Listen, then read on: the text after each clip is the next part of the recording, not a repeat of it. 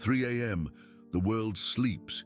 You awaken with that feeling, your heart racing, your mind spiraling, that nameless fear that only strikes in the dark. Have you felt this, that vulnerability that only appears when the sun hides? As if something unseen is watching you in your most vulnerable moments, when you need peace most. What I'm about to reveal to you has changed the lives of thousands.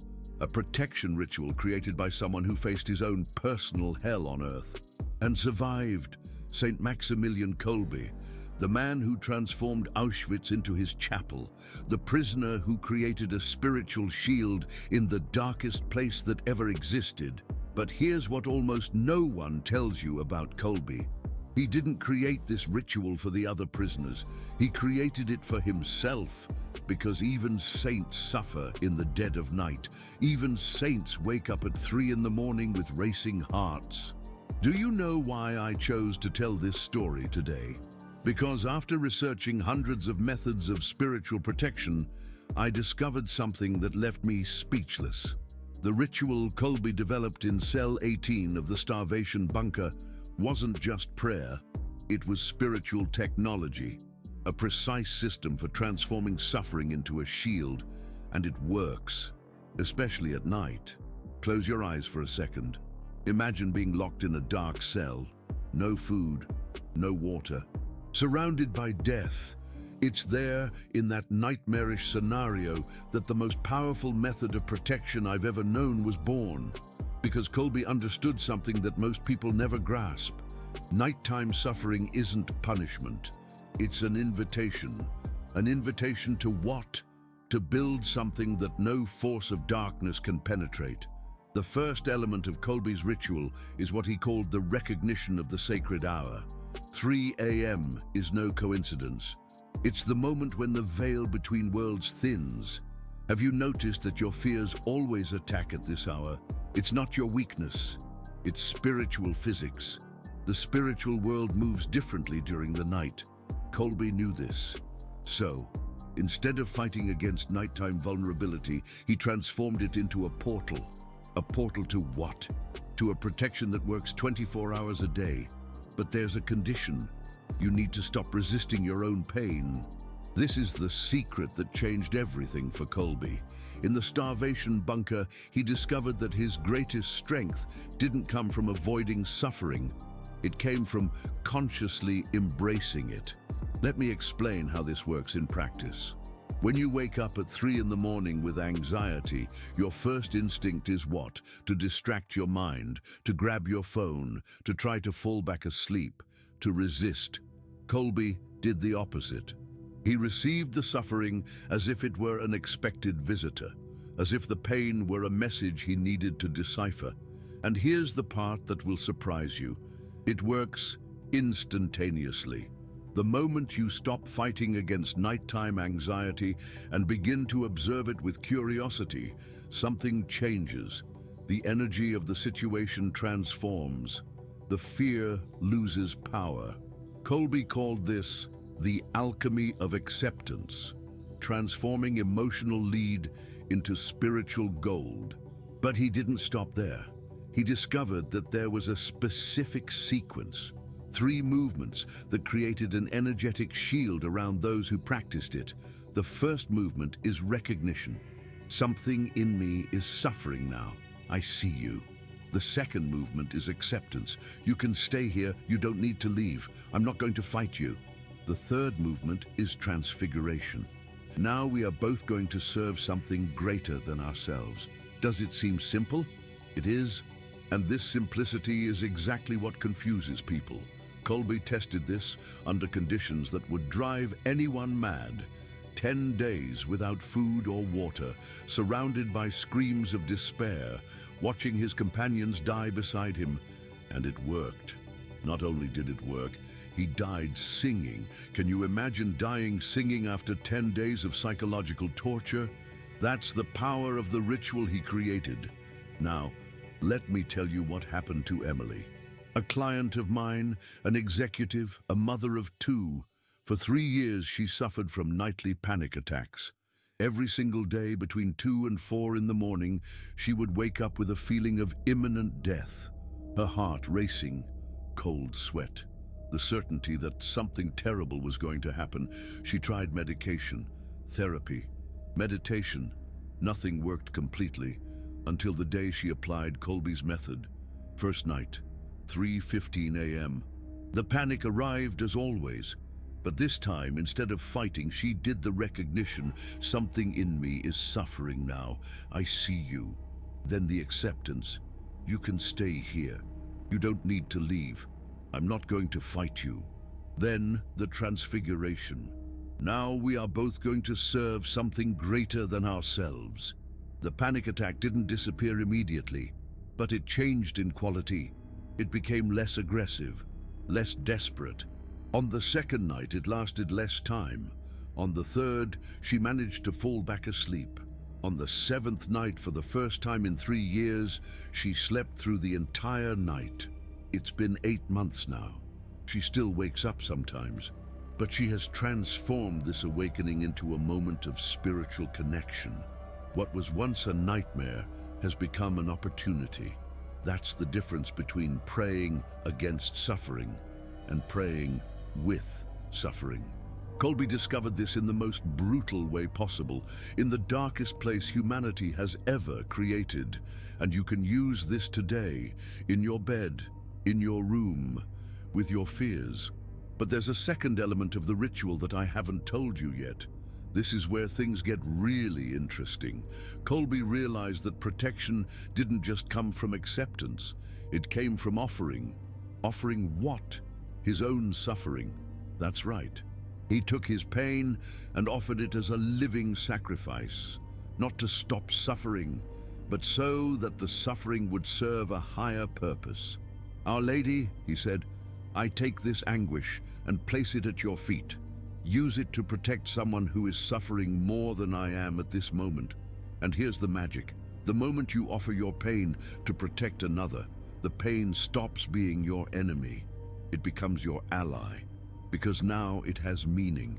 Now it serves something greater than your ego. Test this tonight. When anxiety strikes, when fear arrives, when loneliness tightens, make the offering. I take this suffering and offer it to protect someone who needs it more than I do. You will feel something changing inside your chest, as if a door were opening, as if the heavy energy were leaving and something luminous were entering. It's not auto-suggestion, it's spiritual technology tested at the limit of what a human being can endure. Kolbe died using this method and left a legacy that has crossed 80 years to reach you. But there's a third element that's the most powerful of all, and that's what I'll talk about next. The element that transformed Kolbe into the saint of nighttime protection. The secret that made him the patron saint of prisoners, addicts, the desperate. The secret that can transform your most difficult early morning into the deepest spiritual experience of your life. Why do you think Kolbe offered himself to die in place of the father of a family? It wasn't impulse. It was the practical application of what he had discovered. He understood that sacrificial love is the only force in the universe capable of breaking any curse, any oppression, any spiritual attack, and you can apply this without dying for anyone. How? Simple. In the moment of nighttime suffering, you offer to carry the pain of someone you love. God, if my child is destined to go through what I am going through, let it be with me. I will carry it. He doesn't need to. If my mother has to face this anguish one day, let it be with me. I can handle it. She doesn't need to. What happens when you do this? Two miraculous things. First, your pain gains heroic purpose. You are not suffering in vain. You are protecting those you love. Second, a supernatural force comes into action. Sacrificial love activates protections that no evil can penetrate. Kolbe knew this.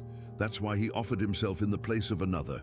And that's why he died protected by a peace that confused even the Nazi guards.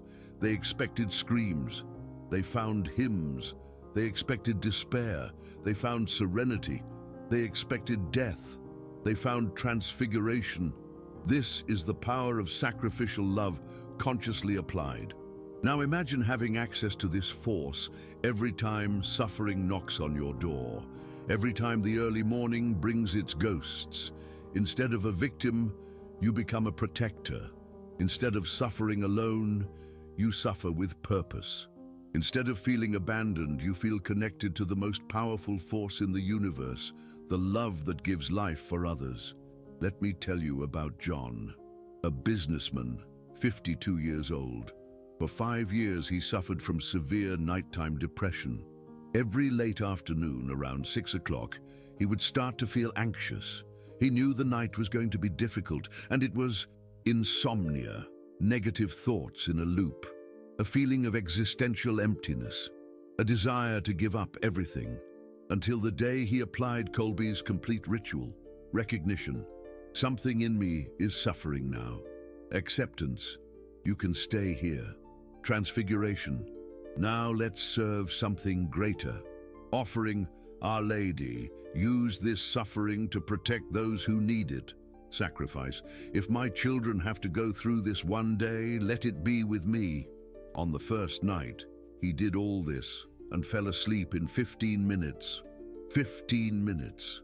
After 5 years of insomnia, it's not that the sadness disappeared, it's that it became sacred. It's not that the problems disappeared, it's that they gained meaning. It's not that it became easy, it's that it became purposeful. Today, John uses his difficult early mornings as moments of intercession for his children. He transformed his suffering into a protective shield for those he loves. And here's what strikes me the most. The more he does this, the less he needs to do. It's as if the universe realizes that that soul has learned the lesson and begins to send fewer trials or milder trials, because the goal was never suffering, it was transformation. The goal was never pain, it was love. The goal was never to break you, it was to strengthen you to protect others. This is the discovery that Kolbe made in the starvation bunker, and that can change your life starting today. But before I teach you how to apply the complete ritual, I need to warn you about something very important. There is resistance, a force that will try to convince you that this doesn't work, that it's nonsense, that you're wasting your time. Kolbe knew about this resistance. He called it the guardian of the portal. Every truly effective method of spiritual protection has a guardian, a force that tests your determination before letting you pass. With Kolbe, the guardian appeared in the form of theological doubt. Does God really want me to suffer like this? With Mary, it appeared as rational skepticism. This is just a placebo effect. With John, it came as haste. I don't have time for these things. And with you, how will it appear? Perhaps as laziness, it's too complicated. Perhaps as fear. What if it doesn't work? Perhaps as pride. I don't need this. The important thing is to recognize the guardian when it appears, and to cross anyway. Because on the other side is a freedom that few human beings experience. The freedom to transform any suffering into a portal to the sacred. The freedom to never again be a victim of your own fears. The freedom to protect those you love through your own pain. This is what Kolbe achieved. This is what is available to you. But there's a timing, a window of opportunity that doesn't stay open forever. It's as if the universe tests your seriousness. If you really want this protection, or if it's just curiosity. If you apply the ritual in the next 48 hours, you will catch the energy of this revelation while it's still fresh. The power still active. If you leave it for later, the force will dissipate. The opportunity will pass. It's not superstition, it's spiritual physics. Every teaching has an optimal time of application, and for you, that time is now. Take a deep breath. Feel the air entering your lungs, because what I'm going to teach you now will forever change the way you deal with your early mornings. Kolbe's complete ritual has 5 steps, 5 precise movements that create an unbreakable spiritual shield. It's not religion, it's technology. Technology tested in the most extreme laboratory that humanity has ever created. First step, the sacred recognition. When suffering arrives, whether day or night, you will stop everything you are doing. Close your eyes. Place your right hand on your heart. Feel the beats and pronounce these words with deep breaths. Something sacred is happening within me now. I acknowledge you. You are my teacher in this moment. It's not something bad. It's something sacred. This shift in perspective is fundamental because it changes brain chemistry instantly. Kolbe discovered that all suffering carries a divine message, an opportunity for growth that only appears through pain. He called this a telegram from heaven, an urgent communication that needs to be deciphered, not ignored. In the starvation bunker, when the physical pain became unbearable, he whispered, "You are my teacher now. What do you want to teach me?" And here is the neurological miracle. When you recognize suffering as sacred, the frontal cortex stops interpreting pain as a threat. It begins to process it as information. Resistance decreases. Curiosity increases. Suffering stops fighting against you. It starts by collaborating with you. Second step, conscious acceptance. Here you'll do something that goes against all your instincts. You'll invite the suffering to go deeper. You'll create inner space for it as if it were an expected guest. Take 3 deep breaths. With each breath, imagine you're opening inner doors. And then say, "You are welcome here. You can take up all the space you need. I will not resist you. You can stay as long as necessary. I trust you have something important to give me." Sounds crazy? That's exactly what Kolbe did in the starvation bunker. While other prisoners fought against hunger, he embraced it. He talked to it. He made it his prayer companion. He even gave names to his sufferings. Hunger was sister hunger. Thirst was sister thirst. Despair was brother despair, my teacher of abandonment. And here's the physiological miracle. The moment you stop resisting suffering, your nervous system stops producing resistance cortisol. Muscle tension decreases. Breathing deepens. If you don't fuel the resistance, the pain has nothing to fight against. It's like stopping swimming against the current and starting to swim with it. The same force that was dragging you now takes you where you need to go. Third step, the alchemical transfiguration. Now you're going to transform your pain into spiritual building material. Now we too will serve love. Our pain will build protection for those we love. This is where Kolbe's alchemy happens. Emotional lead turns into spiritual gold. Your anxiety turns into compassion for the anxious. Your loneliness turns into protection for the lonely. Your fear turns into a shield for the fearful. Fourth step, the sacrificial offering. This is the part that made Kolbe a saint. You'll take all this transfigured suffering and offer it consciously. Most Holy Mary, I offer this pain at your feet. Use it to protect name of the person who needs it more than I do. It could be your child, your mother, your spouse, someone you love and want to protect. The important thing is to be specific. Name the person, visualize their face. Fifth step, the heroic sacrifice. Here you go beyond the offering. You offer yourself as a conscious substitute.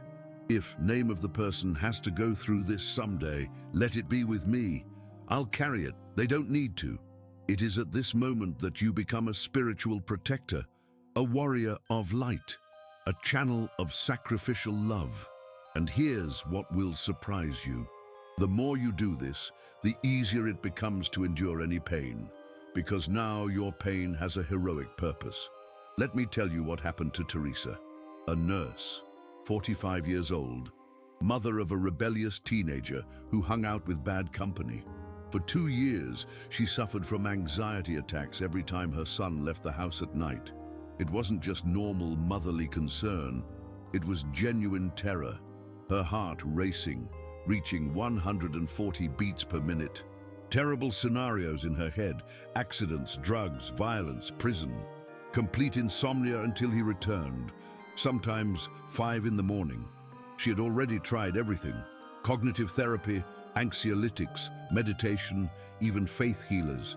Nothing worked completely. The anxiety always came back, sometimes stronger. She applied Kolbe's ritual for the first time on a Friday. Her son went to a party in a dangerous neighborhood. Anxiety came like a giant wave, as always.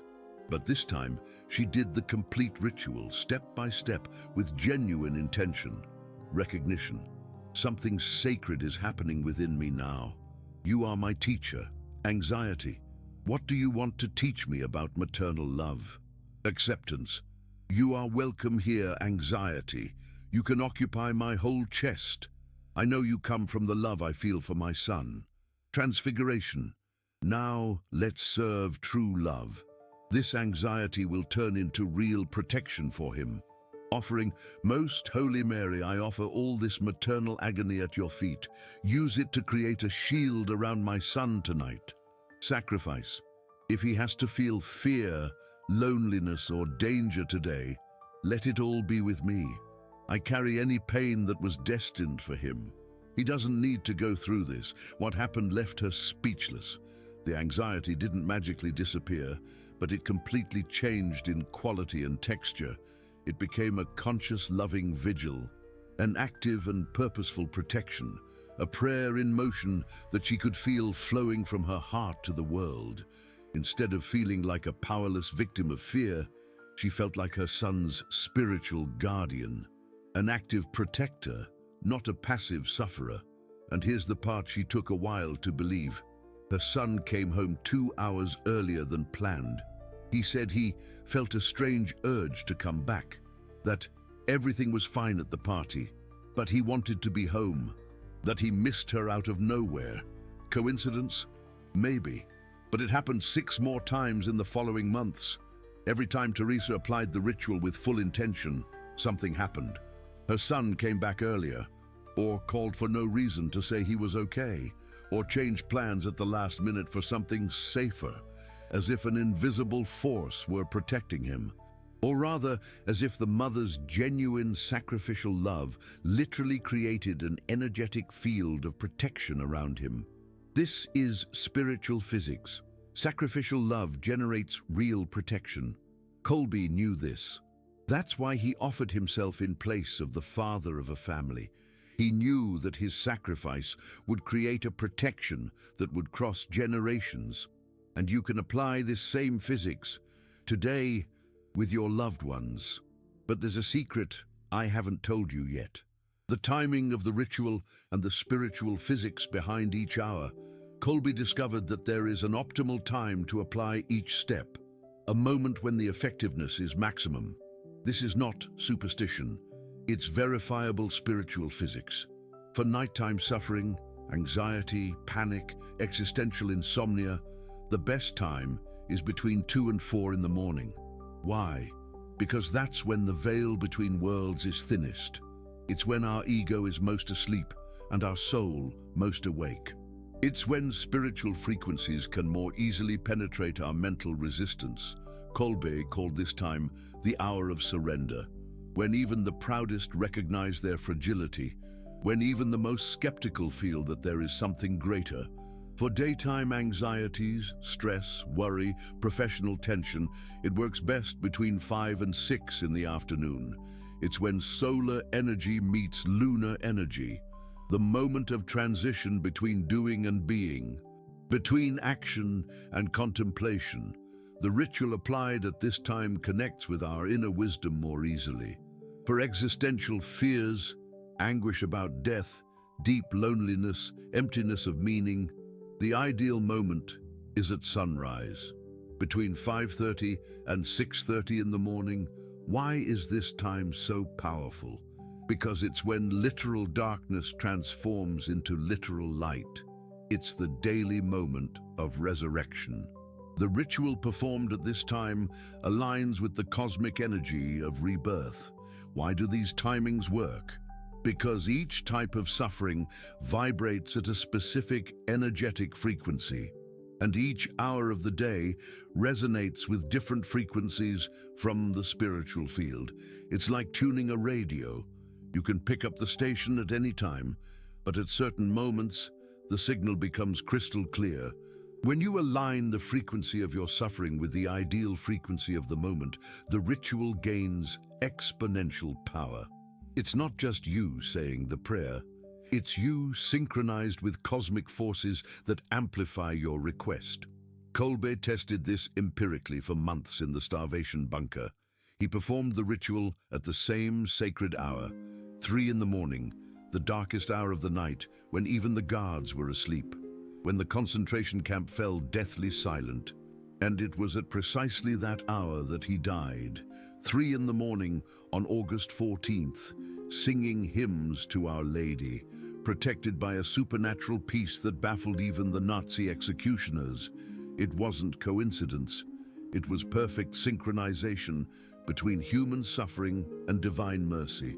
Now let me teach you how to identify exactly what type of suffering you're facing, because each one requires a specific variation of the ritual, and each variation activates a different spiritual mechanism. If it's anxiety about the future, fears of what might happen, catastrophizing terrible scenarios in your mind, you emphasize the offering stage.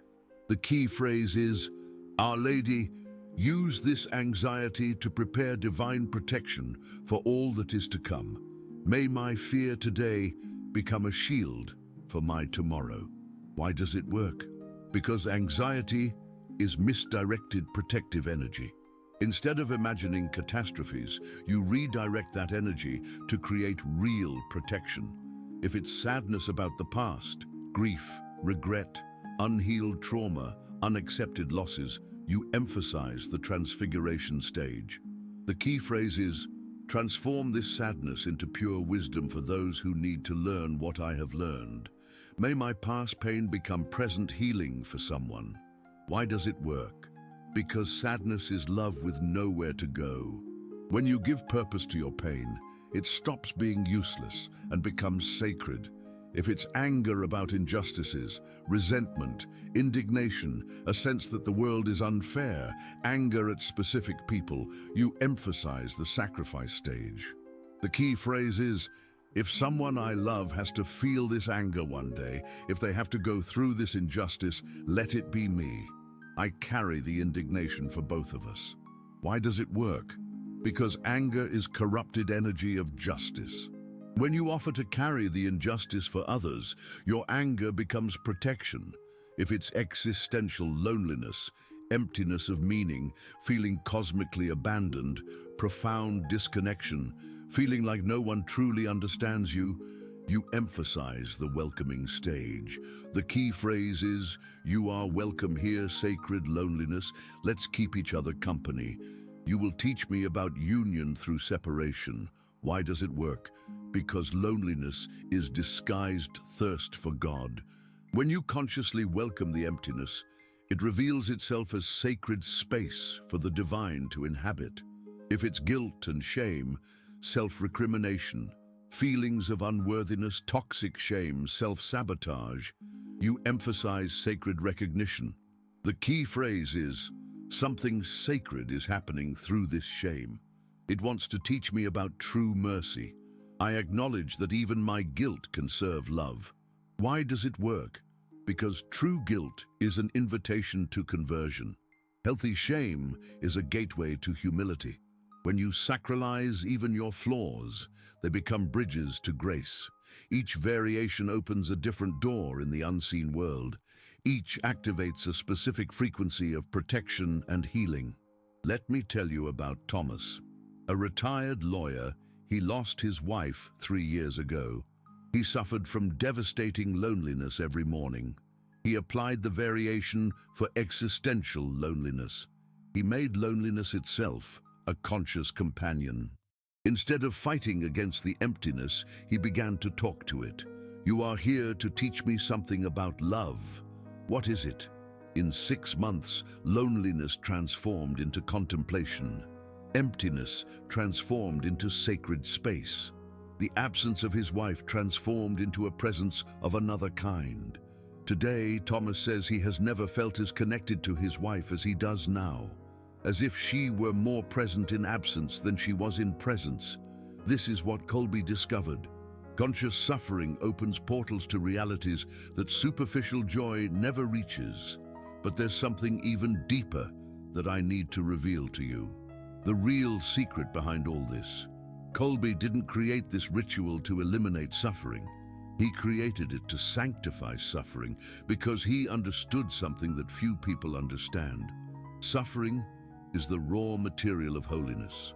Every saint in history had an intimate relationship with pain, not because they enjoyed suffering, but because they learned to transform suffering into love. And here is the promise I can make to you. If you apply Kolbe's ritual consistently for 30 days, your relationship with suffering will change forever. You won't stop suffering, but you will suffer like a saint, with purpose, with dignity, with transformative power. And here's what strikes me most in the testimonials I receive. People don't want to go back to their previous state. They no longer want to be passive victims of their own suffering. They want to continue being conscious co-creators of their own redemption, because they have discovered something that our materialistic culture has forgotten. Conscious suffering is sacred. Offered pain is power. Sacrifice for love is the most transformative force in the universe. Kolbe knew this when he voluntarily entered the starvation bunker. He knew he was going to die, but he also knew that his death would be a victory. Victory over evil, victory over fear, victory over death. And he left us the technology that led him to this victory. The method that transformed Auschwitz into a school of holiness. Now stop and think. If this method worked in literal hell, what can't it do in your life? If it transformed a concentration camp into a chapel, what can't it do with your nighttime fears? If it made a man die singing after 10 days of torture, what can't it do with your everyday anxieties? The answer is everything. It can transform everything. But there's one condition I can't hide from you. It requires courage.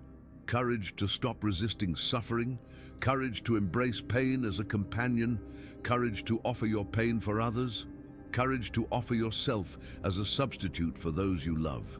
This isn't for everyone. It's for those who truly want to escape the victimhood and embrace the role of protector. It's for those tired of being slaves to their own fear, yearning to become masters of their suffering. It's for those who understand that true freedom isn't the absence of suffering, but the ability to transform any suffering into a gateway to the sacred. If that's you, then you're ready. Ready to apply tonight the ritual that has changed the lives of thousands. Ready to discover that your greatest weakness can become your greatest strength. Ready to experience the same peace Kolbe felt at the moment of his death. The peace of someone who knows that even pain serves love. And when you experience this for the first time, you'll understand why I chose to share this story. It's not about religion, it's about transformation. It's not about avoiding suffering, it's about giving meaning to suffering. It's not about being strong, it's about being useful. Useful to those you love, useful to the world, useful to God himself. Kolbe understood this at 27, in a mystical experience that shaped the rest of his life. He was praying in a chapel when he had a vision of Our Lady.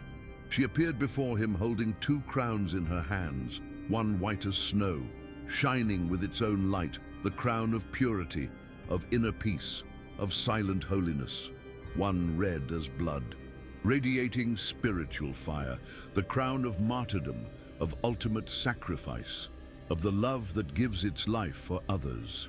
The Virgin Mary looked at him with maternal tenderness and asked in a voice that echoed in his soul, "Which do you choose, Maximilian? The white crown of contemplative purity or the red crown of sacrificial love?" Kolbe felt his heart break with love. How to choose between 2 ways of loving God. How to give up any opportunity to serve. So he answered with the simplicity of a child and the wisdom of a mystic. "My mother, I choose both. I want both." Our Lady smiled, and the 2 crowns transformed into one. White and red at the same time, shining with a light that wasn't of this world. And Kolbe lived exactly that, Radical purity that led him to found communities, publish magazines, evangelize multitudes.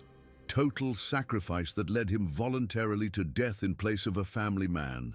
He lived both crowns simultaneously, contemplative holiness and heroic love, inner peace and total surrender. Today, faced with this story, you have the same fundamental choice he had. You can choose only the white crown of spiritual peace. Apply the ritual to have a calmer, more balanced life, with less suffering. It's a valid and beautiful choice. You can choose only the red crown of sacrificial love. Apply the ritual to protect those you love, to carry the pain of others, to be a human shield for your family. It's a noble and powerful choice. Or you can do as Kolbe did. You can look at the suffering in your life and say, I choose both crowns. Choose to live with radical purity of heart, and at the same time, consciously sacrifice yourself every day for those you love. Choose to transform each personal pain into a gateway to the sacred and simultaneously into protection for others.